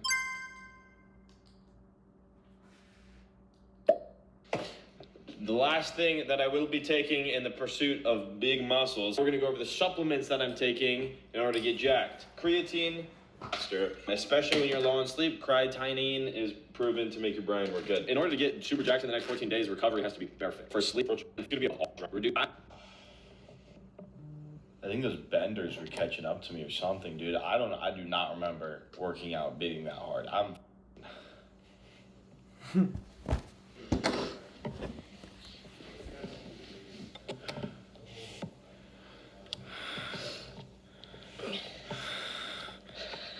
not getting any natural dopamine either. I feel like I should in my life right now. I'm stoked that I didn't fail day one, you know, because that would have been. We're gonna hit chest today. We're gonna see. Bored, dude. The body of you making a sear. I don't want it to be too toxic, so we don't want to put too much. 3 cc's. We have our tren mosquitoes. All right, 600 milligrams of tren going in. Oh, wait, that's like making it all oily. That might kill everything. think it's chill. Wish for more fish food. So we'll keep you guys updated on the super mosquito army that we're trying to make in our backyard.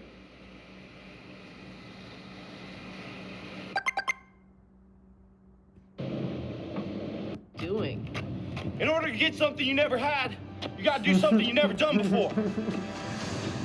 There's always gonna be someone that's smarter than you. So don't let their idea of correct skew you away from your dreams. They create a system of the smart route. Working 9 to 5. Go eat McDonald's. A system that's built by people that are no smarter than you. Their opinions. And here's the thing about people's opinions. A stupid person can call you stupid, and a crazy person can call you crazy. I'm not crazy, I'm just not you. Don't be afraid to take your own path, but it's gonna take blood, sweat, and tears. Life is the only test that you can't cheat. And a lot of people online, they aren't willing to put in the blood, sweat, or tears. So they fake it. So they go home every day knowing they're a bitch-made mother, knowing that they're a fraud. Sometimes the grass is greener on the other side because it's fake. Fuck what they have. Their opinions. You got something to prove. Not to them, but to you. Stay hard.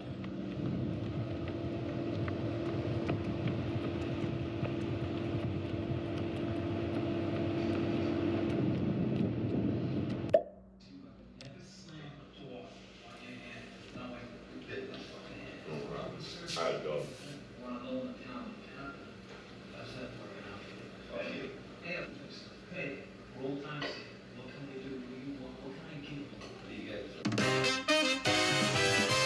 Boom! Check it out. Cycle update.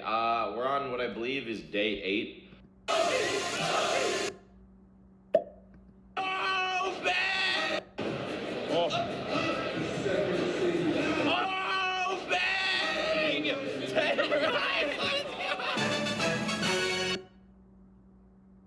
I need something bust down, dude.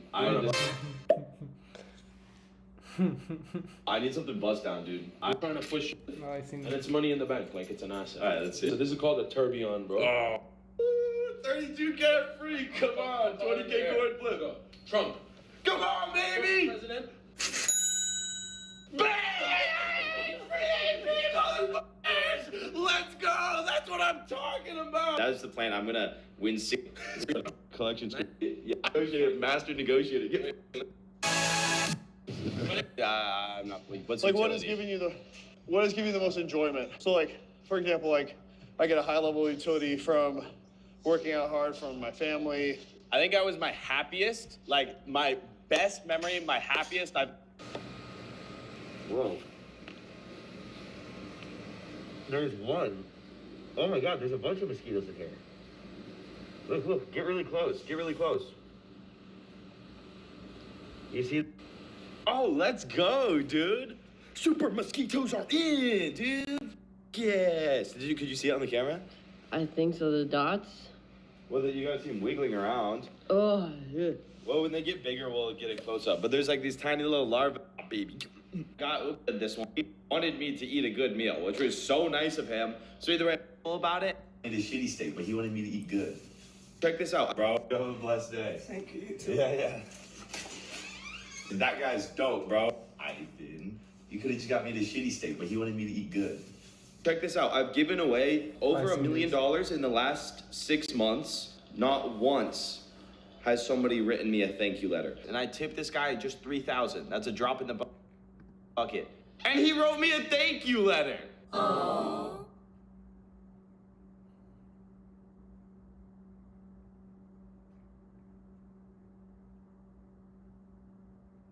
To some people, I get pretty out of touch with that money. Bro, this guy has done 6,000 rides in the last 3 years.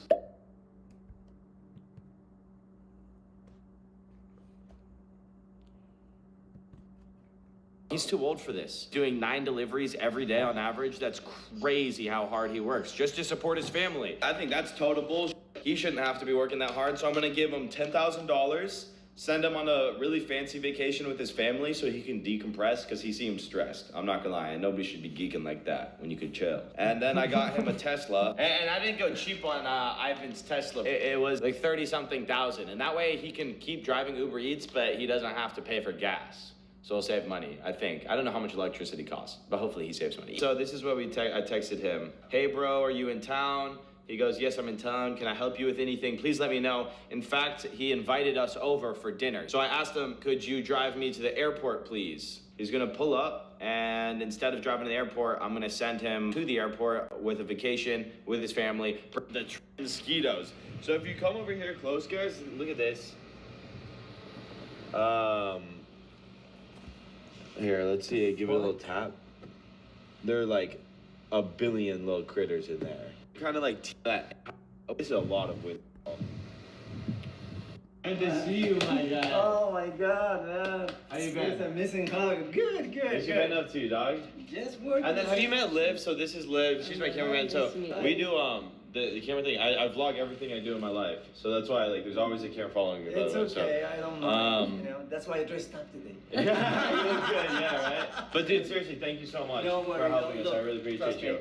It's a pleasure. When I'm back in town, we'll do that dinner. I'll take you up on it. Yeah, no, absolutely.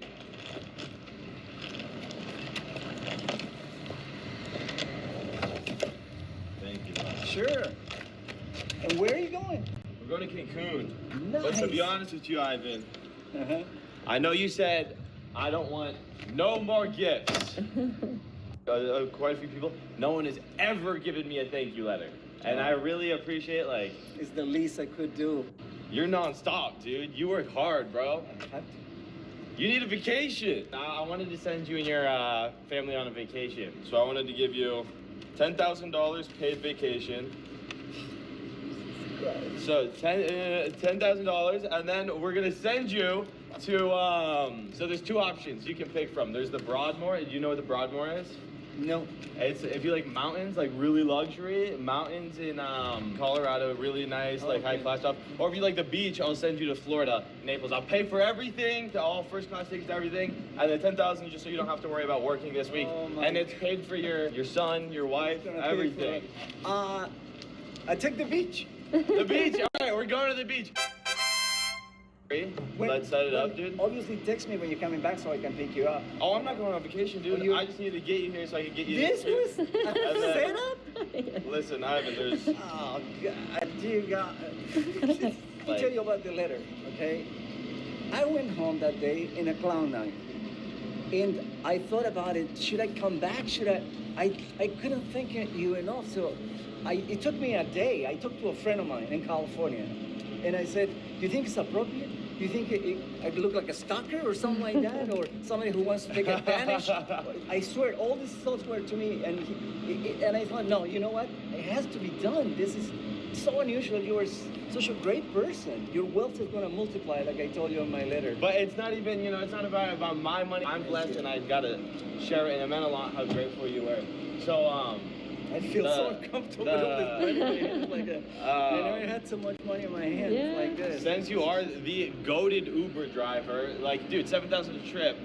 How much you spend on gas, I imagine? Oh, gasoline, it takes at least $100 out of my pocket every week. $100 a week, dude? 120, yeah, it depends how much I drive. Dude, it's not a problem no more, because I got you this Tesla. Nah, no. I got you Tesla, because, dude, check it out. Come on. No. You don't gotta waste money on gas and whatnot. Are you guys serious? Yeah. 100% Dennis. I mean, I don't. It's not like I'm like, made of money giving everyone, but you are a really fantastic, hardworking man for your family. Dude, 7,000 trips in 3 years. You're going above and beyond. Wrote me a thank you letter, like, bro. And you got me the steaks. I got you, dude. And Ivan, I swear. Now I'll never give you no more gifts. Now we're just friends. Okay, for the rest of our lives, we're just friends. Promise that? I promise you, no more gifts, nothing. All right. We're just friends for the rest of our life. That's another thing. I mean, from now on, you're my family. No. Thank you, bro. I'm honored. I mean it, and I really mean it. And that dinner, It's not gonna be opulent, but it's gonna be a really good family dinner. And I know Oh, you're yeah, gonna love I don't it. need You the know fancy what? stuff, You guys just gonna what's the enjoy it. best. All of you are invited. I mean, we're gonna have a lot of fun. You want to go on a ride in your new car? Yeah, You sure. wanna drive it? Let's I do wouldn't it. even know how to drive one. Oh, dude, me neither. I've never driven a Tesla. All right, let's figure it out together. Oh, I told the people at the bank what happened with the $3,000 that you gave me, you know? Yeah? I told everybody, I said, you don't know what happened to me. I went to the supermarket that day, and I was buying some groceries, and I told the guy at the deli, you don't know, you have no clue what happened. I didn't mention your name because I didn't know your name. And I said, some guy just gave me $3,000 in a tip, and this is just too much. I do Uber for a living. Well, so. dude, because most Uber drivers, they don't care. Most Uber drivers just get you whatever the steak is. I moved to California. I lived in my life, pretty much all my life in California. Recently, 8 months ago, we moved here to Texas. Hell yeah, dude. Main reason, family, and Texas? also financially, because it's cheaper here than there. I think destiny brought me here, and you came in my way, and you've been my angel. And now we're gonna be best friends. Money aside, now we got some new friends, right? For all my life, okay? And then I ended up getting my real estate license. I grew the business big time. I have my own company. I employed 10 people. I have a mortgage company and a real estate company. And in the year 2004, the business tanked. It was really bad. Really? Yeah, because actually something happened with the banking. There was too many frauds going, and they ran out of luck sometimes. You put too much eggs in one basket. Here's my advice to all of you. Save for rainy days. I don't open that easily, you know, and but given what you've done to me, I mean, again, now we're family. Yeah, dude, I mean, it's nothing. You don't owe me nothing ever. You got me a great steak. You wrote me a thank you letter, bro. I really appreciate it. I for some reason, I felt like it's, the least I could do is get you something nice, send you on a vacation. Everyone could use a vacation here and there. Look, I do what I had to do to support my family. Okay? Yeah. And Uber gave me an opportunity, and I'm thankful for that because I have applied. How does Hollywood different producers jobs. In spend fact, $100 funny, million on but a yesterday 90-minute I had a movie and quote people of, click on Togi's a little videos instead? bit of denial again because I applied for this job, and again the answer that I've been hearing all the time. We regret to inform you, thank you for applying, but at this time we're gonna move to the next. Dude, but it's like, you know what? And those I've done it people are so many times, and it's just like, oh my God, this is just so much. I mean, let me recap here how my life is changing by the minute because of you. Okay? Well, not because of me, because You- you're a good person, and you know it comes around. It's not about none about me. It's all you, man. I really mean that. This is a Tesla. Congratulations, Doug. Oh, dude. Thank you so much from the bottom of my heart. And then no more gifts, just friendship. I promise. Yeah, actually, I was thinking about the Mercedes. But You can have it. You want the Mercedes? Honestly, you can take that one, dude. I'll trade you if you want it. No. I'm a Right. jokester. I like to play practical jokes. I Yeah. like to laugh a lot because I think a life without laughing is nothing, okay? Yeah, I never So- take nothing serious, Yeah, bro. no, Of course. The scheme juices have been scheming again. I would never have this idea if I wasn't jacked. The juices are flowing. The first scheme as to how we're gonna get rich without using all this in sponsorship money and YouTube money and all that stuff. I decided I need some money to start a business. What's the business gonna be? I don't know yet, but I could use some startup capital. So the first step in making money is I'm gonna utilize my current skill set. My extremely above average intellect in Clash Royale. Jinxie, I've challenged him $10,000 for a Clash Royale 1v1, so that should be ping, easy 10K. And here's the thing, guys. It's like, what if you lose? This isn't gambling. This is not gambling. This is skill-based swag, dude. I'm calling this method the losing is not an option method. You know what I mean? Because think about it this way. I mean, when you got a head and they have no money and no somehow they find. So if that's not motivation in itself, they just accepted losing is not an option. I'm gonna get my, I have to get my, or else I'm going to die. Like it's not an option. So it's kind of one of those things. I have to win because the idea is to get rich from nothing. Togi, I must warn you, bro. Like, I am an unemployed loser, bro. Like, this shit is... Dude, this is what you do these days? Like just Clash Royale all day long? Yes. Clash Royale and a little bit of mental illness, I was gonna brother. say, how are you insane, bro? Recently, bro, I've been doing a lot. Like I'll hop on, maybe I'll get 30 seconds into a game and then I swipe up and I move on to something else. See, that is a healthy relationship with the game. What I end up doing is I lose all of my trophies and my mental stability while I'm at it. And then I start breaking things and having manic episodes. But, chat, we do have a therapist coming into the stream on Friday. What are you gonna tell him? I can't stop playing Clash Royale. Yo, Togi, I wanted to ask you, bro. So, like, I've been in the gym for like 2 months, bro. Like, how do I, you know what I'm saying? Like, how do I get like your gains, bro?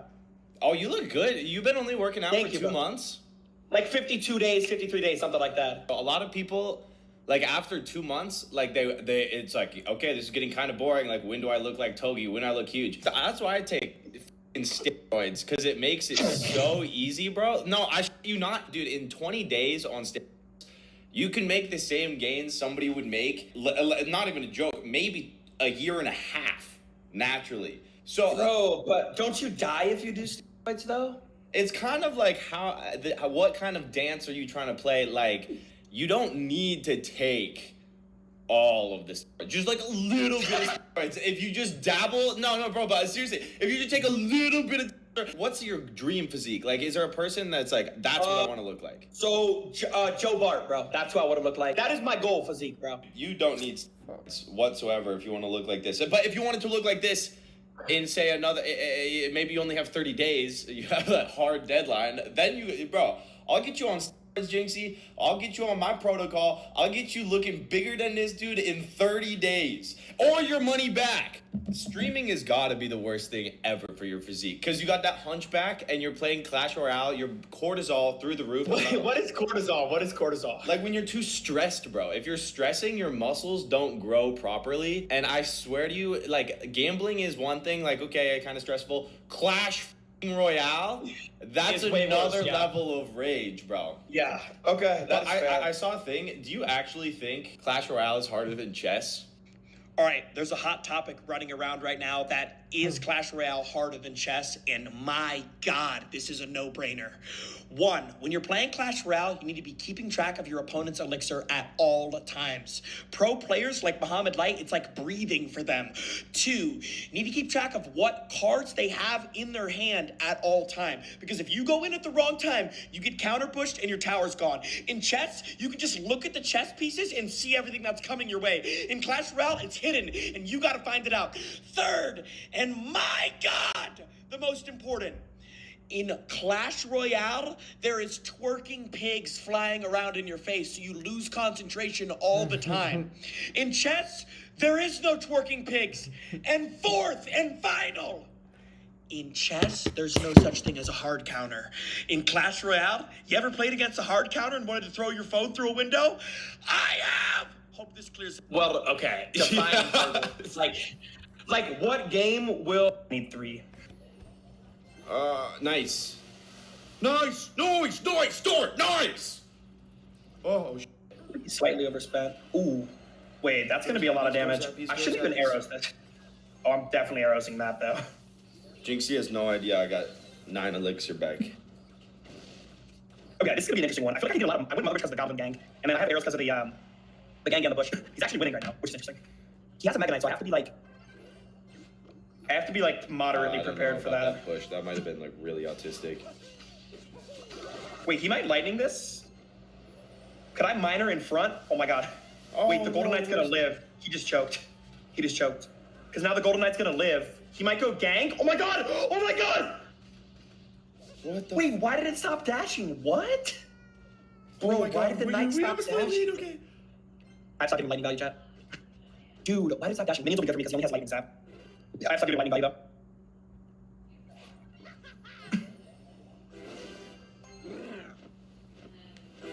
He's actually winning.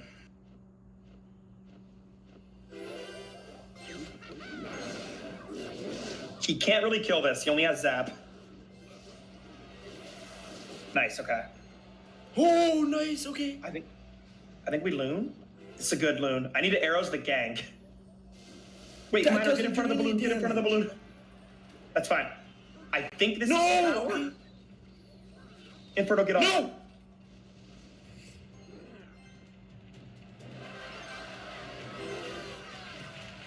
It's funny.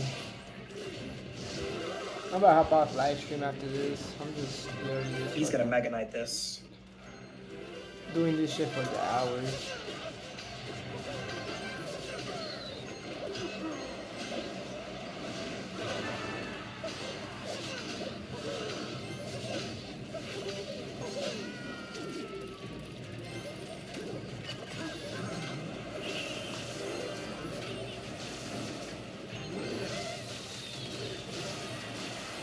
Yes!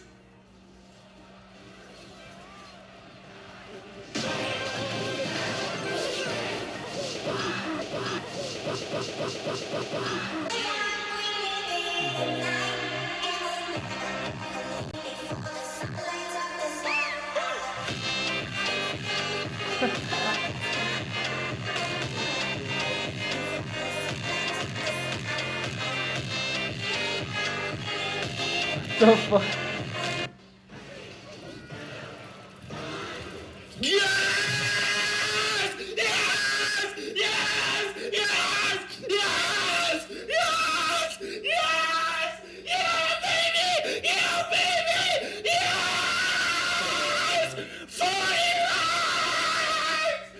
Oh my god! Yes, dude! Oh yeah, baby! Should air out the bush.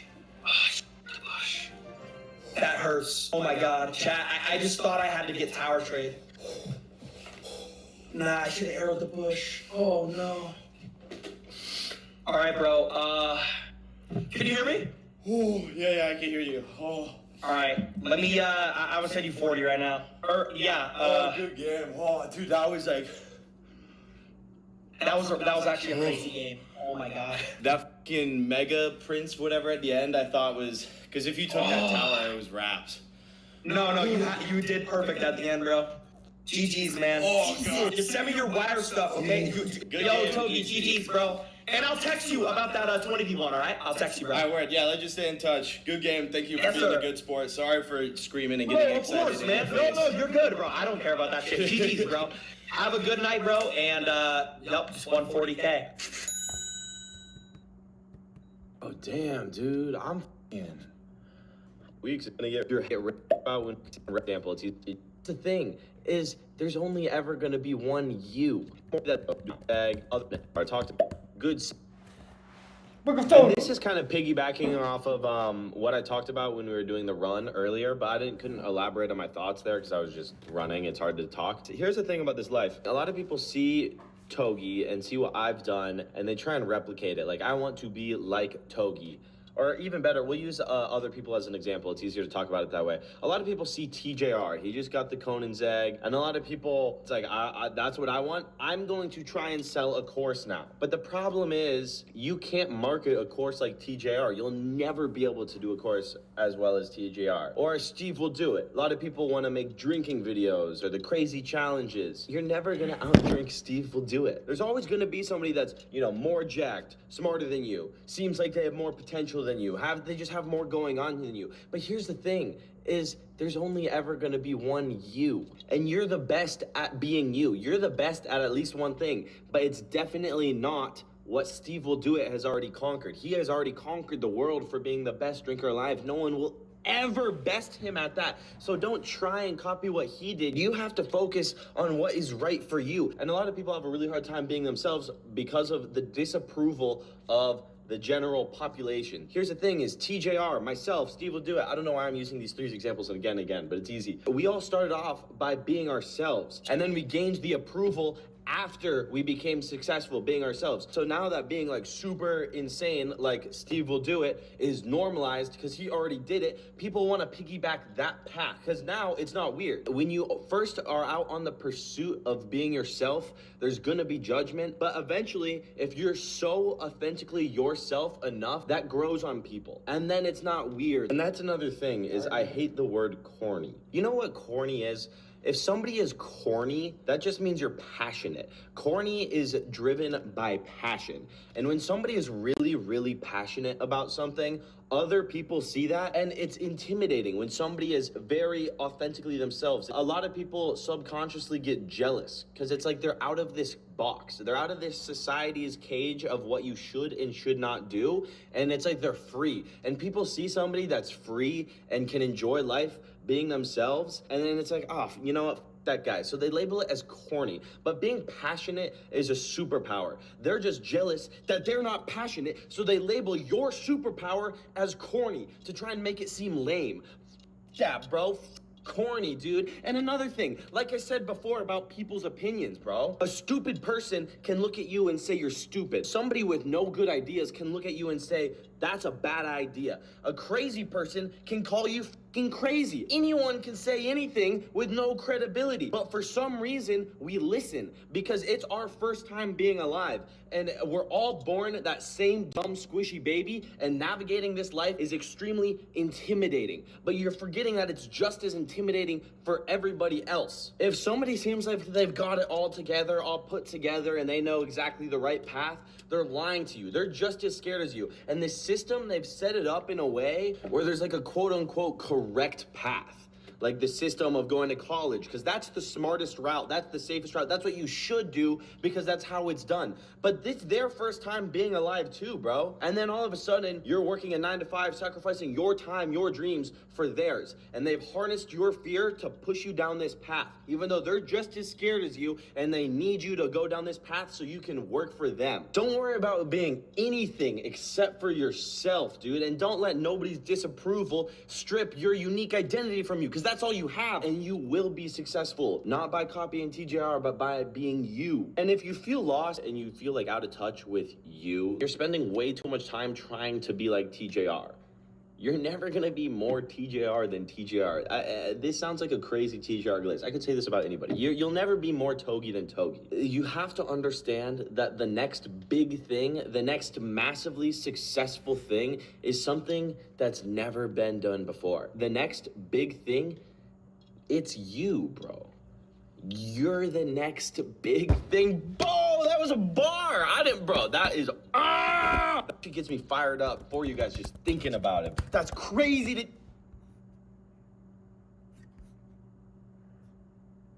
Middleweight.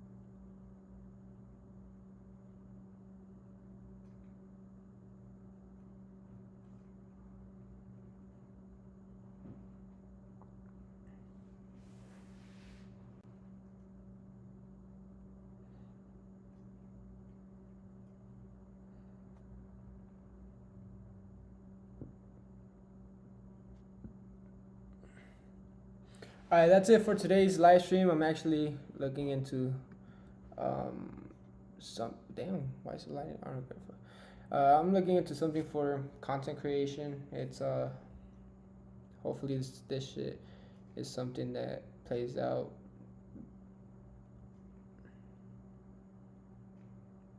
But yeah, I will catch you guys tomorrow.